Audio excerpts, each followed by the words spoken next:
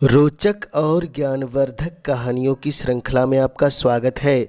लीजिए सुनते हैं महान कहानीकार मुंशी प्रेमचंद जी की सुप्रसिद्ध कहानी जिसका नाम है मूठ।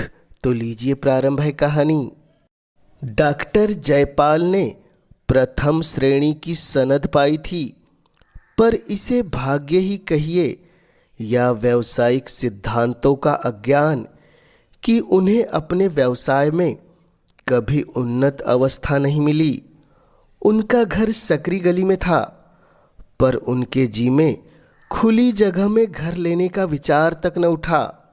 औषधालय की अलमारियां, शीशियां और डॉक्टरी यंत्र आदि भी साफ सुथरे न थे। मितव्ययिता के सिद्धांत का वह अपनी घरेलू बातों में बहुत ध्यान रखते थे। लड़का जवान हो गया था, पर अभी उसकी शिक्षा का प्रश्न सामने न आया था। सोचते थे कि इतने दिनों तक पुस्तकों से सर मारकर मैंने ऐसी कौन सी बड़ी संपत्ति पाली जो उसके पढ़ाने लिखाने में हजारों रुपए बर्बाद करूं। उनकी पत्नी अहिल्या धैर्यवान महिला थी, पर डॉक्टर साहब ने उसके इन गुणों पर इतना बोझ रख दिया था कि उसकी कमर भी झुक गई थी। माँ भी जीवित थी, पर गंगा स्नान के लिए तरस तरस कर रह जाती थी। दूसरे पवित्र स्थानों की यात्रा की चर्चा ही क्या। इस क्रूर मितव्ययिता का परिणाम यह था कि इस घर में सुख और शांति का नाम न था। अगर कोई मद फुटकल थी तो यह बुढ़िया महरी जगिया थी। उसने डॉक्टर साहब को गोद में खिलाया था और उसे इस घर से ऐसा प्रेम हो गया था कि सब प्रकार की कठिनाइयां झेलती थी, पर टलने का नाम न लेती थी। डॉक्टर साहब डॉक्टरी आय की कमी को कपड़े और शक्कर के कारखानों में हिस्से लेकर पूरा करते थे। आज संयोगवश बम्बई के कारखाने ने इनके पास वार्षिक लाभ के 750 रुपये भेजे। डॉक्टर साहब ने बीमा खोला, नोट गिने, डाकिये को विदा किया, पर डाकिये के पास रुपए अधिक थे। बोझ से दबा जाता था। वह बोला, हुजूर रुपए ले लो और मुझे नोट दे दो तो बड़ा आसान हो, बोझ हल्का हो जाए। डॉक्टर साहब डाकिये को प्रसन्न रखा करते थे, उन्हें मुफ्त दवाइयाँ दिया करते थे। सोचा कि हाँ, मुझे बैंक जाने के लिए तांगा मंगाना ही पड़ेगा, क्यों न बिन कौड़ी के उपकार वाले सिद्धांत से काम लूं। रुपए गिनकर एक थैली में रख दिए और सोच ही रहे थे कि चलूं इन्हें बैंक में रखता आऊं कि एक रोगी ने बुला भेजा। ऐसे अवसर यहाँ कदाचित ही आते थे। यद्यपि डॉक्टर साहब को बक्स पर भरोसा न था, पर विवश होकर थैली बक्स में रखी और रोगी को देखने चले गए। वहां से लौटे तो 3 बज चुके थे। बैंक बंद हो चुका था। आज रुपए किसी तरह जमा न हो सकते थे। प्रतिदिन की भांति औषधालय में बैठ गए। 8 बजे रात को जब घर के भीतर जाने लगे तो थैली को घर ले जाने के लिए बक्स निकाला। थैली कुछ हल्की जान पड़ी। तत्काल उसे दवाइयों के तराजू पर तौला। होश उड़ गए। पूरे 500 रुपये कम थे। विश्वास न हुआ। थैली खोलकर रुपए गिने, 500 रुपये कम निकले। विक्षिप्त अधीरता के साथ बक्से के दूसरे खानों को टटोला, परंतु व्यर्थ। निराश होकर एक कुर्सी पर बैठ गए और स्मरण शक्ति को एकत्र करने लगे। आंख बंद कर ली और सोचने लगे, मैंने रुपए कहीं अलग तो नहीं रखे। डाकिए ने रुपए कम तो नहीं दिए? मैंने गिनने में भूल तो नहीं की? मैंने 25-25 रुपए की गड्डियाँ लगाई थी। पूरी 30 गड्डियाँ थी। खूब याद है। मैंने एक एक गड्डी गिनकर थैली में रखी थी। स्मरण शक्ति मुझे धोखा नहीं दे रही है।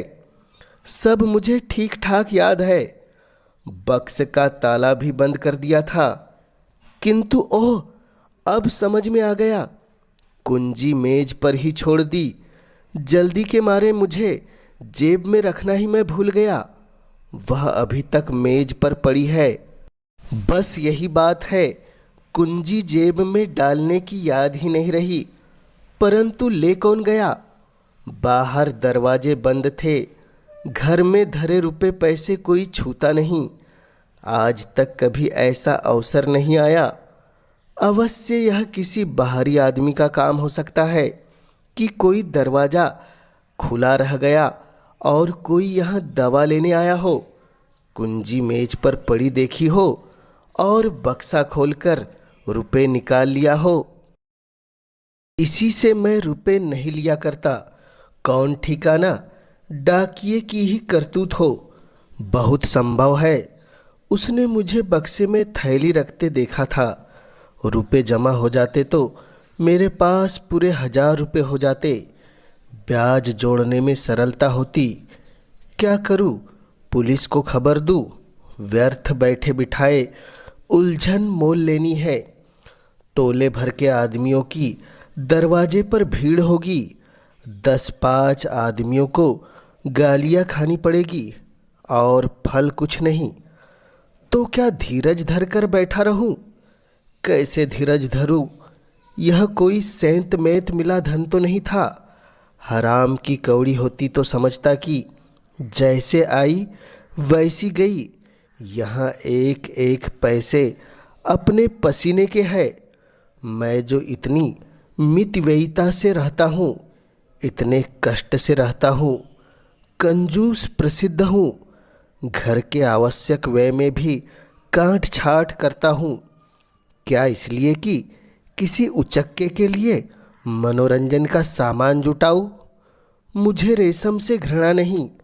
न मेवे ही अरुचिकर है, न अजीर्ण का रोग है कि मलाई खाऊं और अपच हो जाए। न आँखों में दृष्टि कम है कि थिएटर और सिनेमा का आनंद न उठा सकूं। मैं सब ओर से अपने मन को मारे रहता हूँ, इसलिए तो कि मेरे पास 4 पैसे हो जाए। काम पड़ने पर किसी के आगे हाथ फैलाने न पड़े। कुछ जायदाद ले सकूं और नहीं तो अच्छा घर ही बना लूं। पर इस मन मारने का यह फल गाढ़े परिश्रम के रुपए लुट जाए। अन्याय है कि मैं यूं दिन दहाड़े लुट जाऊं और उस दुष्ट का बाल भी टेढ़ा न हो। उसके घर दिवाली हो, आनंद मनाया जा रहा होगा, सब के सब बगले बजा रहे होंगे। डॉक्टर साहब बदला लेने के लिए व्याकुल हो गए। मैंने कभी किसी फकीर को, किसी साधु को दरवाजे पर खड़ा होने नहीं दिया। अनेक बार चाहने पर भी मैंने कभी मित्रों को अपने यहाँ निमंत्रित नहीं किया। कुटुंबियों और संबंधियों से सदा बचता रहा। क्या इसलिए उसका पता लग जाता तो मैं एक विषैली सुई से उसके जीवन का अंत कर देता। किंतु कोई उपाय नहीं है। जुलाहे का गुस्सा दाढ़ी पर। गुप्त पुलिस वाले भी बस नाम के ही है, पता लगाने की योग्यता नहीं। इनकी सारी अक्ल राजनीतिक व्याख्यानों और झूठी रिपोर्टों को लिखने में समाप्त हो जाती है। किसी मैस्मरिज्म जानने वाले के पास चलूं, वह इस उलझन को सुलझा सकता है।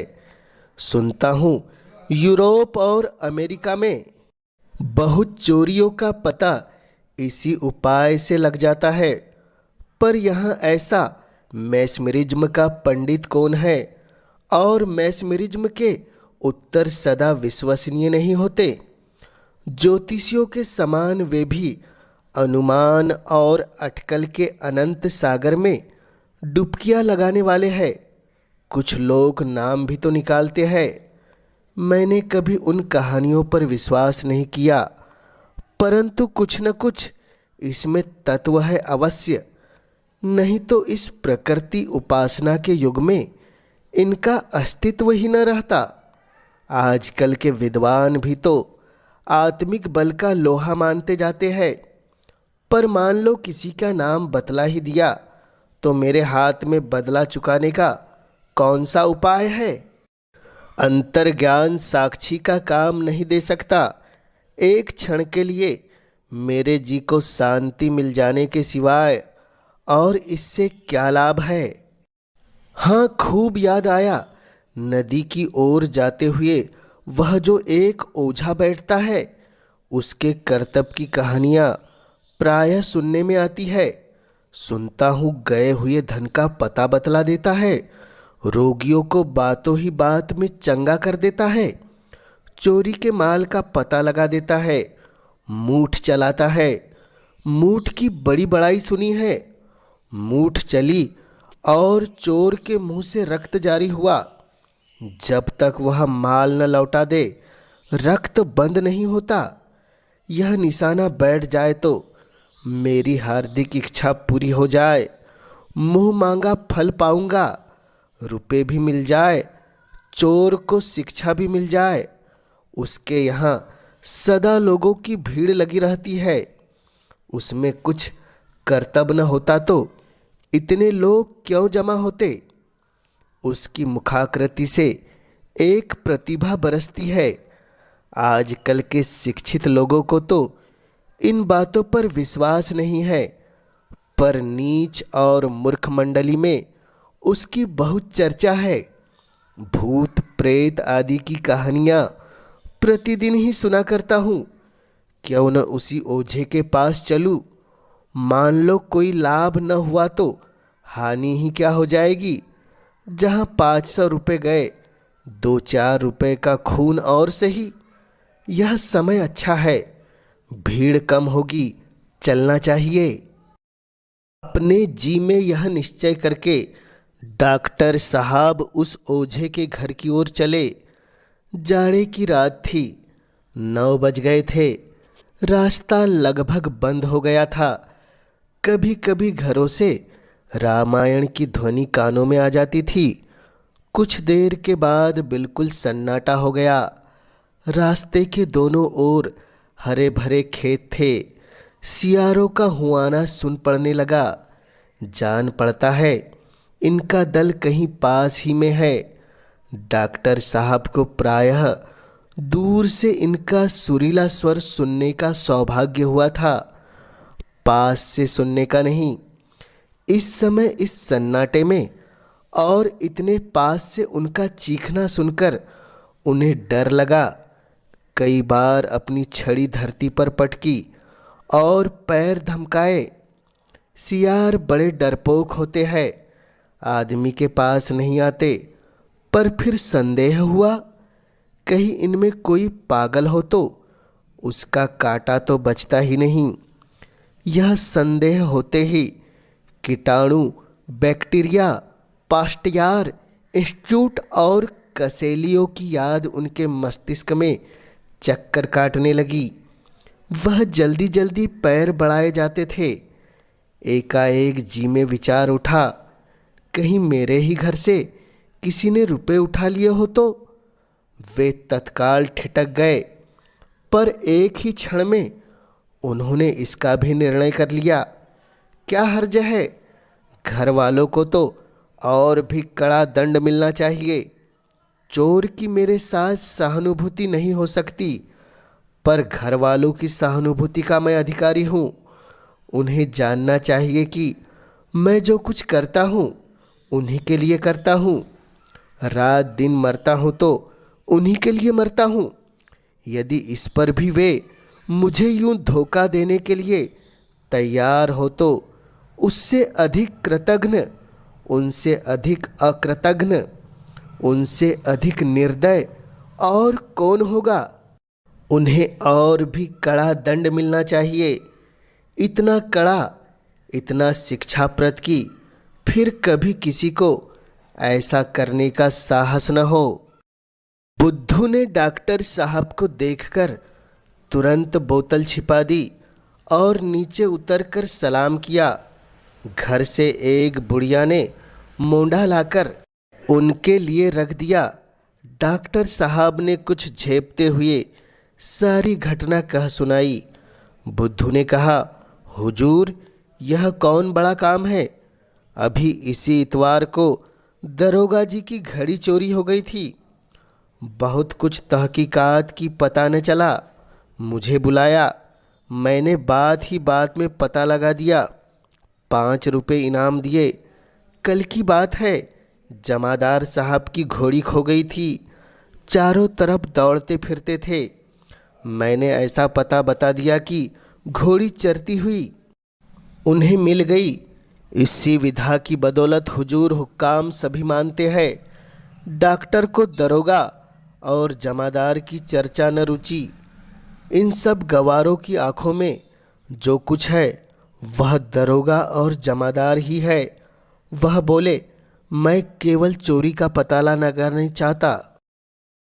बुद्धू ने डॉक्टर साहब को देखकर तुरंत बोतल छिपा दी और नीचे उतरकर सलाम किया। घर से एक बुढ़िया ने मोंढा लाकर उनके लिए रख दिया। डॉक्टर साहब ने कुछ झेपते हुए सारी घटना कह सुनाई। बुद्धू ने कहा, हुजूर, यह कौन सी बड़ी बात है। अभी इसी इतवार को दरोगा जी की घड़ी चोरी हो गई थी। बहुत कुछ तहकीकात की, पता नहीं चला। मुझे बुलाया, मैंने बात ही बात में पता लगा दिया। 5 रुपये इनाम दिए। कल की बात है, जमादार साहब की घोड़ी खो गई थी। चारों तरफ दौड़ते फिरते थे। मैंने ऐसा पता बता दिया कि घोड़ी उन्हें चरती हुई मिल गई। इसी विधा की बदौलत हुजूर हुक्काम सभी मुझे मानते हैं। डॉक्टर को दरोगा और जमादार की चर्चा न रुचि। इन सब गवारों की आंखों में जो कुछ है वह दरोगा और जमादार ही है। वह बोले, मैं केवल चोरी का पता लगाना नहीं चाहता, मैं चोर को सजा देना चाहता हूँ। बुद्धू ने एक क्षण के लिए आंखें बंद की, जम्हाइयाँ ली, चुटकियाँ बजाई और फिर कहा, यह घर ही के किसी आदमी का काम है। डॉक्टर साहब बोले, कुछ परवाह नहीं, कोई भी हो। बुढ़िया बोली, पीछे से कोई बात बने या बिगड़ेगी तो हुजूर हम ही को बुरा कहोगे। डॉक्टर साहब बोले, इसकी तुम कुछ चिंता न करो, मैंने खूब सोच विचार लिया है। बल्कि अगर घर के किसी आदमी की शरारत है तो मैं उसके साथ और भी कड़ाई करना चाहता हूँ। बाहर का आदमी मेरे साथ छल करे तो क्षमा के योग्य है, पर घर के आदमी को मैं किसी प्रकार क्षमा नहीं कर सकता। बुद्धू बोला, तो हुजूर क्या चाहते हैं। डॉक्टर साहब बोले, बस यही कि मेरे रुपए मिल जाए और चोर किसी बड़े कष्ट में पड़ जाए। बुद्धू बोला, मूठ चला दूं। बुढ़िया बोल उठी, ना बेटा, मूठ के पास न जाना, न जाने कैसी पड़े कैसी न पड़े। डॉक्टर बोले, तुम मूठ चला दो, इसका जो कुछ मेहनताना और इनाम हो मैं देने को तैयार हूँ। बुढ़िया बोली, बेटा मैं फिर कहती हूँ, मूठ के फेर में मत पड़। कोई जोखिम की बात आ पड़ेगी तो बाबू वही बाबू जो फिर तेरे सिर होंगे और तेरे बनाए कुछ न बनेगी। क्या जानता नहीं मूठ का उतार कितना कठिन है। बुद्धू बोला, हाँ बाबूजी, फिर एक बार अच्छी तरह सोच लीजिए। मूठ तो मैं चला दूंगा, लेकिन उसको उतारने का जिम्मा मैं नहीं ले सकता। डॉक्टर साहब बोले, अभी कह तो दिया, मैं तुमसे उतरवाने को न कहूँगा, चलाओ भी तो। बुद्धू ने आवश्यक सामान की एक लंबी तालिका बनाई। डॉक्टर साहब ने सामान की अपेक्षा रुपए देना अधिक उचित समझा। बुद्धू राजी हो गया। डॉक्टर साहब चलते चलते बोले, ऐसा मंत्र चलाओ कि सवेरा होते होते चोर मेरे सामने माल लिए हुए आ जाए। बुद्धू ने कहा, आप निशा खातिर रहे साहब। डॉक्टर साहब वहाँ से चले तो 11 बजे थे। जाड़े की रात, कड़ाके की ठंड थी। उनकी माँ और स्त्री दोनों बैठी हुई उनकी राह देख रही थी।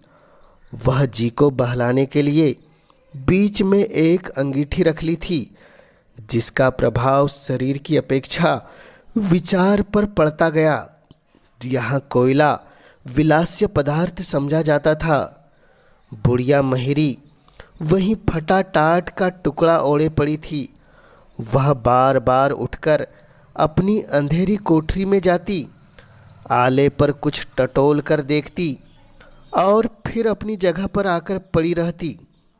बार बार पूछती, कितनी रात गई होगी। जरा भी खटका होता तो चौंक पड़ती और चिंतित दृष्टि से इधर उधर देखने लगती। आज डॉक्टर साहब ने नियम के प्रतिकूल क्यों इतनी देर लगाई, इसका सबको आश्चर्य था। ऐसे अवसर बहुत कम आते थे कि उन्हें रोगियों को देखने के लिए रात को जाना पड़ता हो। यदि कुछ लोग उनकी डॉक्टरी के कायल भी थे तो वे रात को उस गली में आने का साहस न करते थे।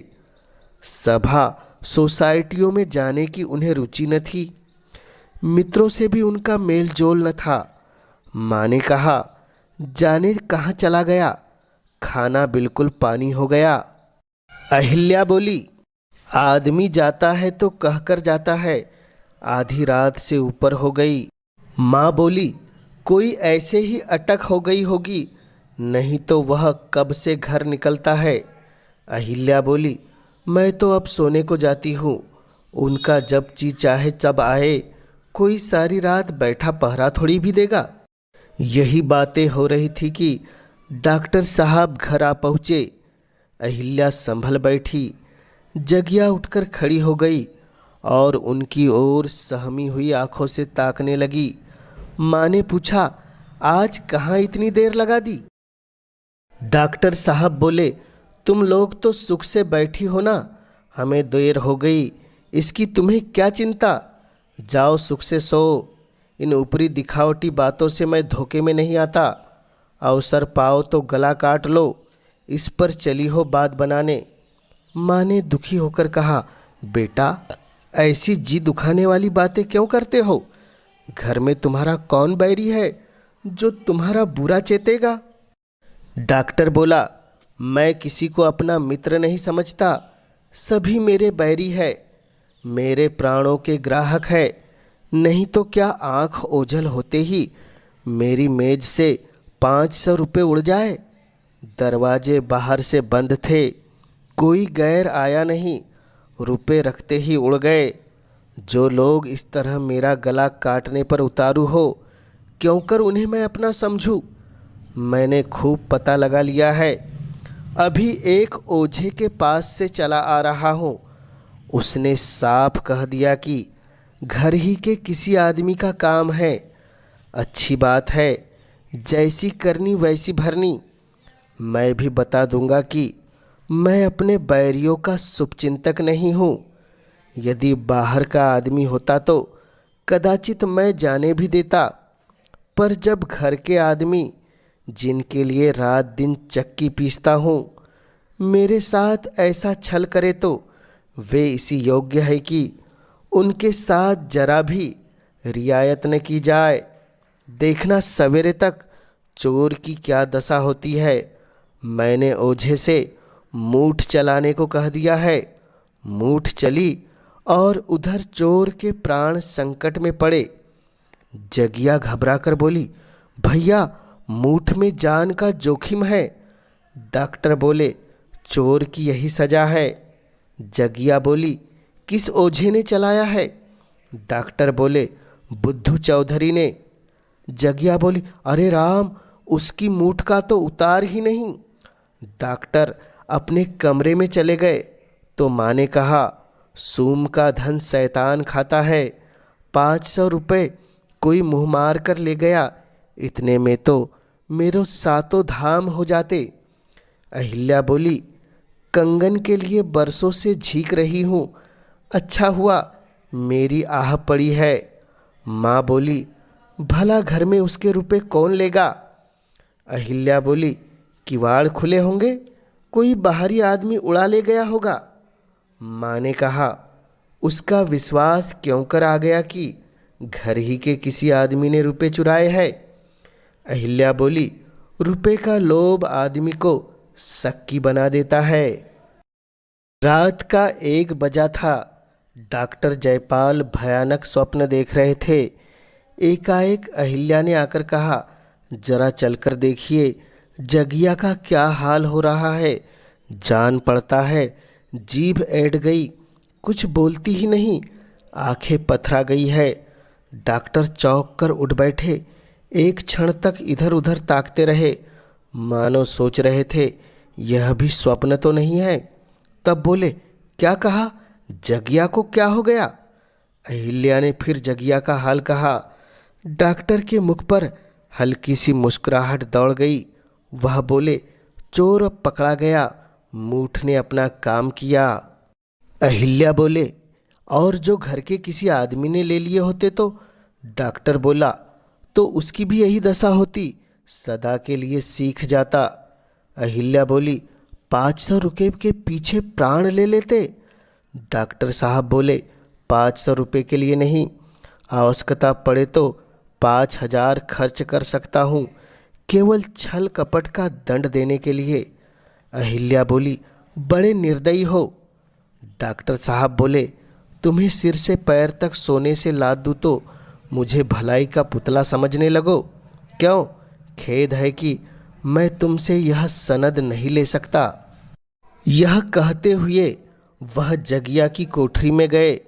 उसकी हालत उससे कहीं अधिक खराब थी जो अहिल्या ने बताई थी। मुख पर मुर्दानी छाई हुई थी, हाथ पैर अकड़ गए थे, नाड़ी का पता नहीं था। उसकी माँ उसे होश में लाने के लिए बार बार उसके मुंह पर पानी के छींटे दे रही थी। डॉक्टर ने यह हालत देखी तो होश उड़ गए। उन्हें अपने उपाय की सफलता पर प्रसन्न होना चाहिए था।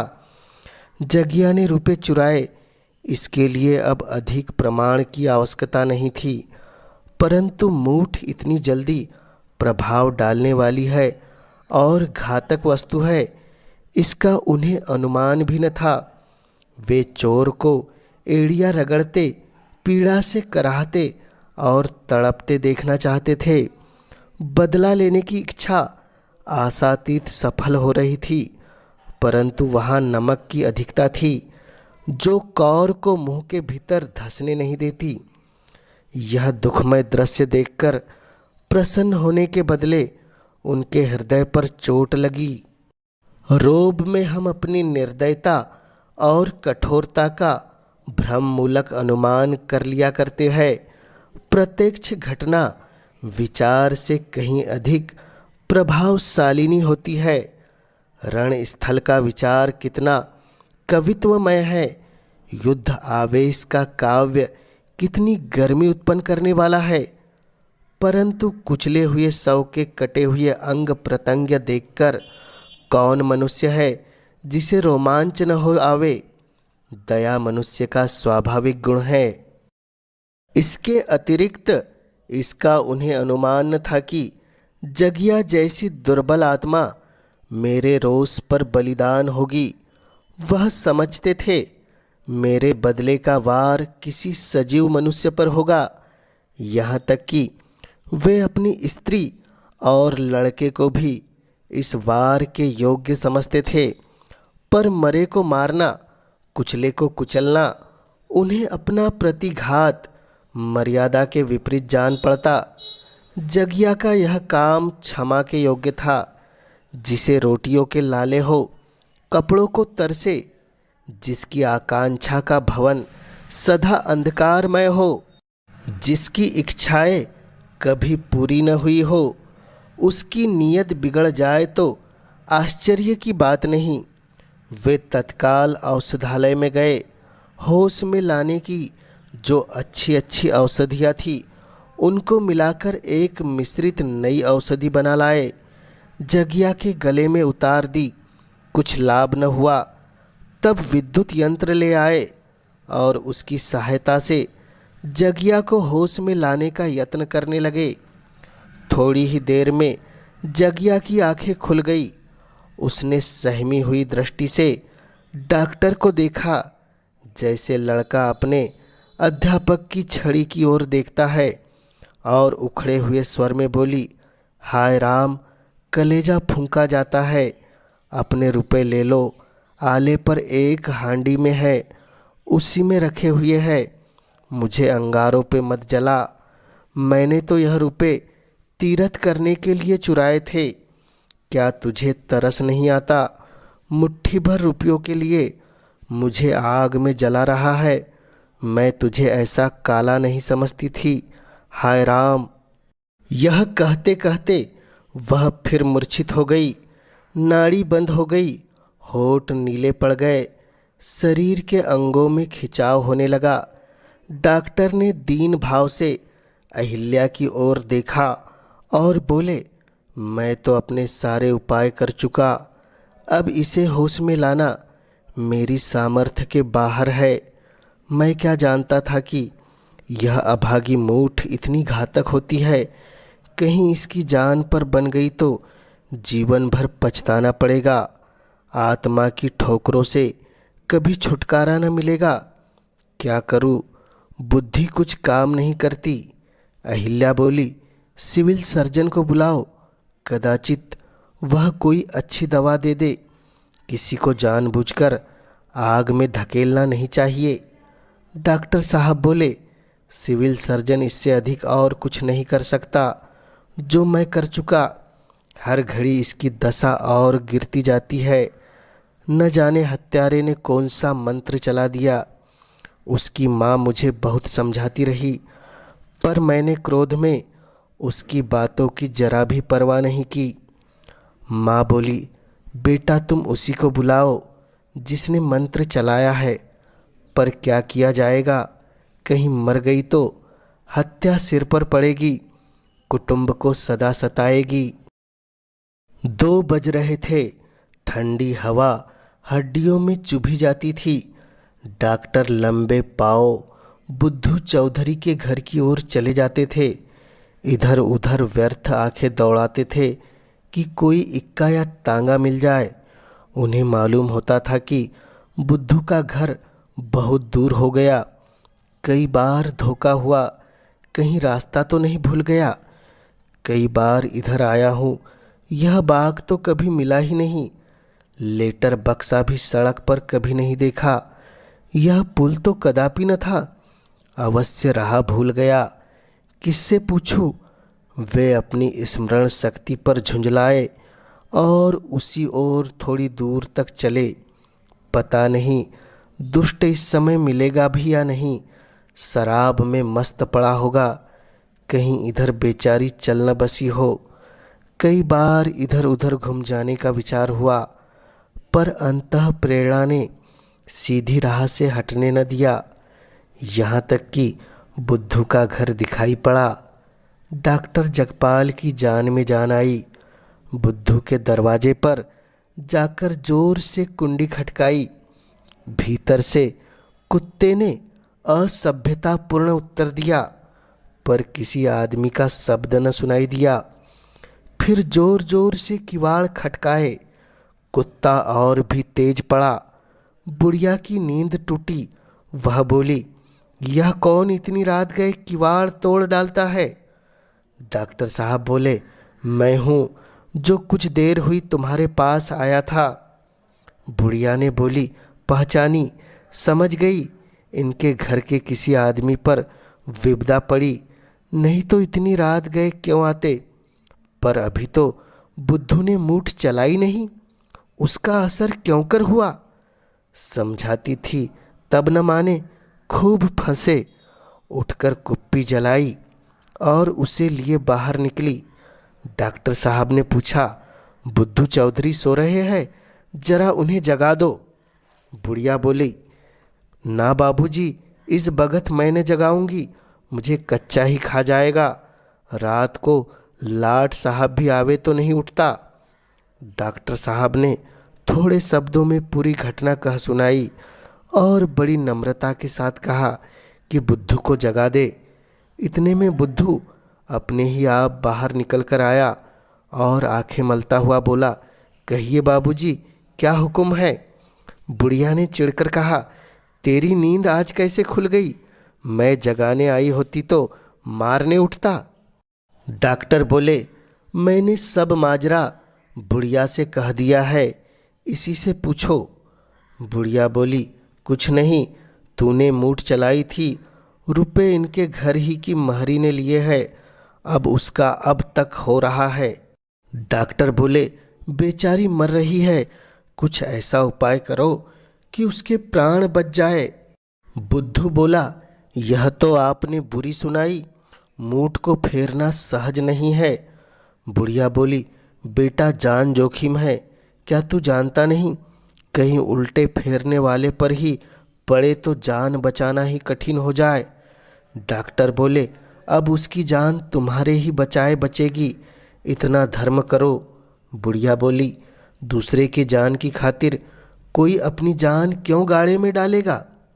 डॉक्टर बोले, तुम रात दिन यही काम करते हो, तुम उसके दाव घात सब जानते हो, मार भी सकते हो, जिला भी सकते हो। मेरा तो इन बातों पर बिल्कुल ही विश्वास न था, लेकिन तुम्हारा कमाल देखकर दंग रह गया। तुम्हारे हाथों कितने ही आदमियों का भला होता है, उस गरीब बुढ़िया पर दया करो। बुद्धू कुछ पसीजा, पर उसकी माँ मामलेदारी में उससे कहीं अधिक चतुर थी। डरी कहीं यह नरम होकर मामला बिगाड़ न दे। उसने बुद्धू को कुछ कहने का अवसर न दिया। वह बोली, यह तो सब ठीक है, पर हमारे भी बाल बच्चे हैं, न जाने कैसे पड़े कैसी न पड़े, वह हमारे सिर आवेगी ना। आप तो अपना काम निकाल कर अलग हो जाएंगे, मूठ फेरना हंसी का काम नहीं है। बुद्धू बोला, हाँ बाबूजी, काम बड़े जोखिम का है। डॉक्टर बोले, काम जोखिम का हो तो मुफ्त नहीं करवाना चाहता। बुढ़िया बोली, आप बहुत देंगे, 150 रुपये देंगे, इतने में हम कई दिन तक खाएंगे। मूठ फेरना सांप के बिल में हाथ डालना है, आग में कूदना है, भगवान की ऐसी ही निगाह हो तो जान बचती है। डॉक्टर बोले, तो माताजी, तुमसे बाहर तो नहीं होता हूँ, जो कुछ तुम्हारी मर्जी हो वह कहो। मुझे तो उस गरीब की जान बचानी है।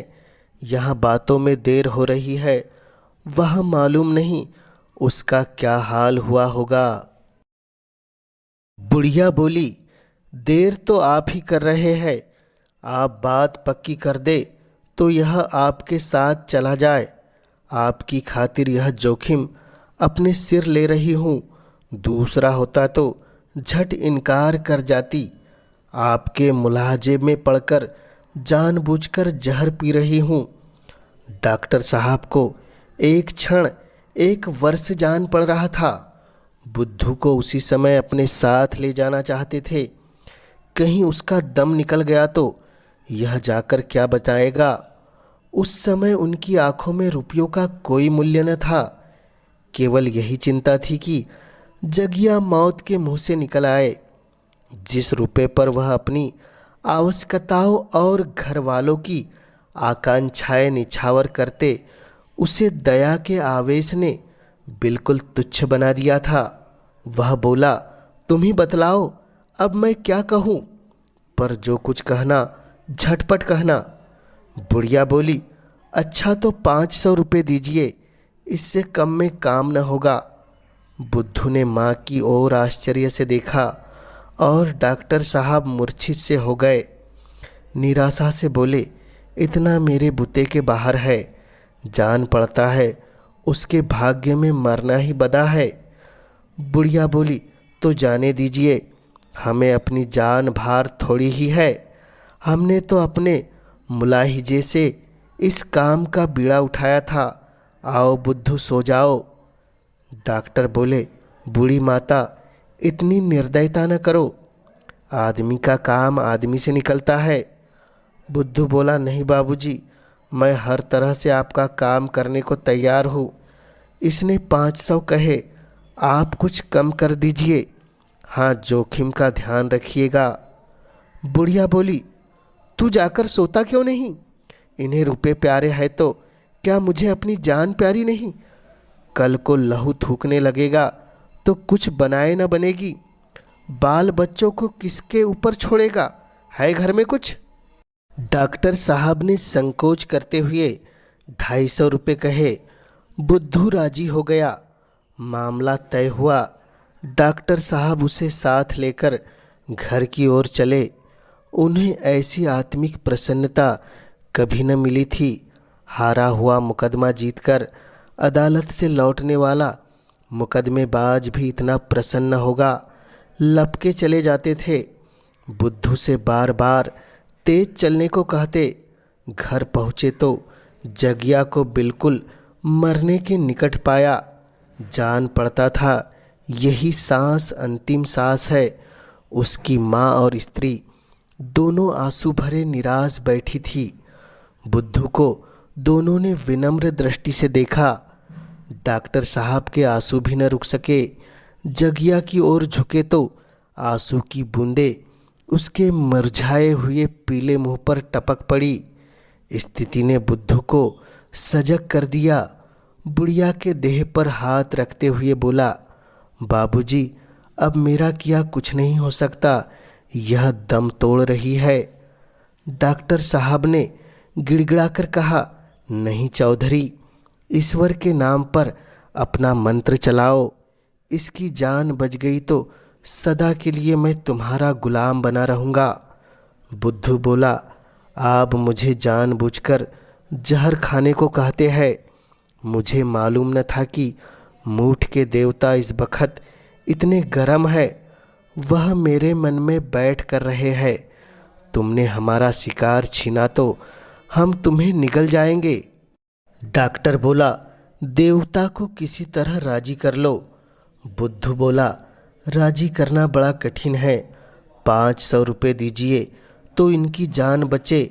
उतारने के लिए बड़े बड़े जतन करने पड़ेंगे। डॉक्टर साहब बोले, 500 रुपये दे दूँ तो इसकी जान बचा दोगे? बुद्धू बोला, हाँ, शर्त बंधकर। डॉक्टर साहब बिजली की तरह लपक कर अपने कमरे में आ गए और 500 रुपये की थैली लाकर बुद्धू के सामने रख दी। बुद्धू ने विजय की दृष्टि से थैली की ओर देखा, फिर जगिया का सिर अपनी गोद में रखकर उस पर हाथ फेरने लगा। कुछ बुदबुदाकर छू छू करता जाता था। एक क्षण में उसकी सूरत डरावनी हो गई। लपटें सी निकलने लगी। बार बार अंगड़ाइयाँ लेने लगा। इसी दशा में एक बेसुरा गाना आरंभ किया, पर हाथ जगिया के सिर पर ही था। अंत में कोई आधा घंटा बीतने पर जगिया ने आंखें खोल दी, जैसे बुझते हुए दिए में तेल पड़ जाए। धीरे धीरे उसकी अवस्था सुधरने लगी। उधर कव्वे की बोली सुनाई दी। जगिया एक अंगड़ाई लेकर उठ बैठी। 7 बज चुके थे। जगिया मीठी नींद सो रही थी। उसकी आकृति निरोग थी। बुद्धू रुपयों की थैली लेकर अभी गया था। डॉक्टर साहब की माँ ने कहा, बात ही बात में 500 रुपये मार ले गया। डॉक्टर बोला, ये क्यों नहीं कहती कि एक मुर्दे को जिला गया? क्या उसके प्राण का मूल्य इतना भी नहीं है? माँ बोली, देखो आले पर 500 रुपये है कि नहीं? डॉक्टर बोला, नहीं, उन रुपयों में हाथ मत लगाना, उन्हें वहीं पड़े रहने दो। उसने तीरथ करने के वास्ते लिए थे, वह उसी के काम में लगेंगे। माँ बोली, हाय, सब रुपए उसी के भाग के थे। डॉक्टर साहब बोले, उसके भाग के तो 500 ही थे, बाकी मेरे लाभ के थे। उसकी बदौलत मुझे ऐसी शिक्षा मिली जो उम्र भर न भूलेगी। तुम मुझे अब आवश्यक कामों में मुट्ठी बंद करते हुए कभी न पाओगी, कभी न पाओगी।